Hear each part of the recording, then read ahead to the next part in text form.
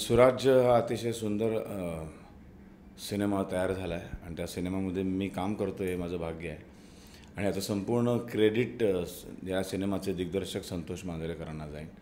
कारण पहिल्यांदा तेव्हा भेटायला आले, त्यांनी मला गोष्ट सांगितली, मला भयंकर आवडली. मग मध्ये एक थोडा पॅच केला, महिना दीड महिन्याचा, काहीच आमचं संवाद झाला नाही आणि अचानक त्यांचा फोन आला आणि ह्या तारखा आहेत आणि म्हटलं संतोष ह्या एकही तारखेला मी अवेलेबल नाही आहे.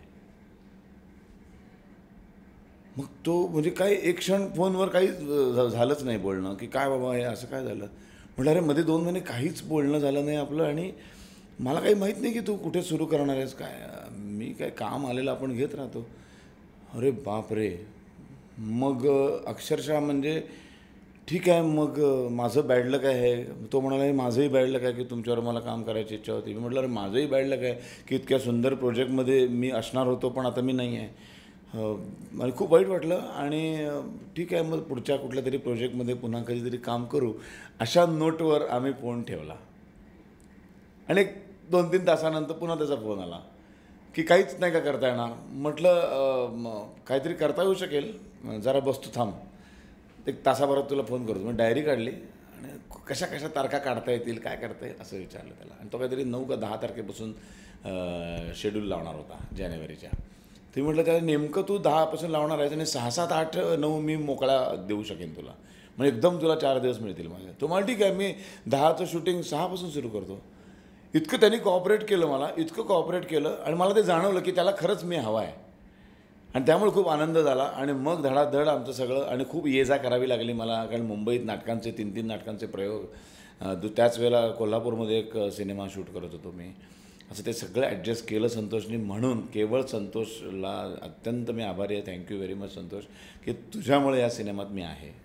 आणि खूप मजा आली करायला. म्हणजे अंधश्रद्धा आणि डोळसपणे ठेवणारी श्रद्धा या 2 विचारधारांमधला हा संघर्ष आहे. आणि मी पूर्वीच्या पिढीतला असल्यामुळं, त्याचा नायकाचा बाप असल्यामुळं मी ते मला मुळात कळत नाही आहे की ते अंधश्रद्धा आहे. आणि वेड्यासारखं आपल्या स्वामींच्या एखाद्या लोक नाही का मागं लागतात, उठसूट सगळंच ते स्वामींना विचारल्याशिवाय काहीच करत नाहीत. त्यांच्या स्वतःवर विश्वासच ते गमावून बसतात आणि मग फक्त स्वामी सांगेल त्या. मग अशाच वेळेला अशाच लोकांचा हे स्वामी आणि हे लोक, सगळेच नाही, काही अपवाद आहेत, पण मॅक्झिमम लोक आपल्याला गैरफायदा घेताना दिसतात. आणि मग नंतर आपण टी व्हीवर बातम्या बघतो.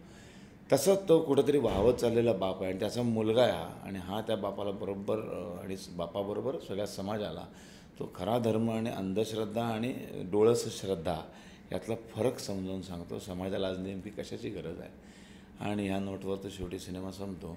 खूप छान मनोरंजन करता करता एक लव्ह स्टोरी बघता बघता आपण एका वेगळ्याच विषयावर कधी जातो, श्रद्धा आणि अंधश्रद्धा, धर्म आणि अधर्मावर, ते आपल्याला कळतही नाही. हे संतोष मांजरेकरच्या दिग्दर्शनाचं कौशल्य आहे आणि खूप मजा आली. खूप म्हणजे आम्ही खूप धमाल करत होतो, पण संतोष कधी आम्हाला असा दिसला नाही, कारण तो फार डिवोटेडली फार घुसलेला असायचा. सतत त्याच्या डोक्यात तेच.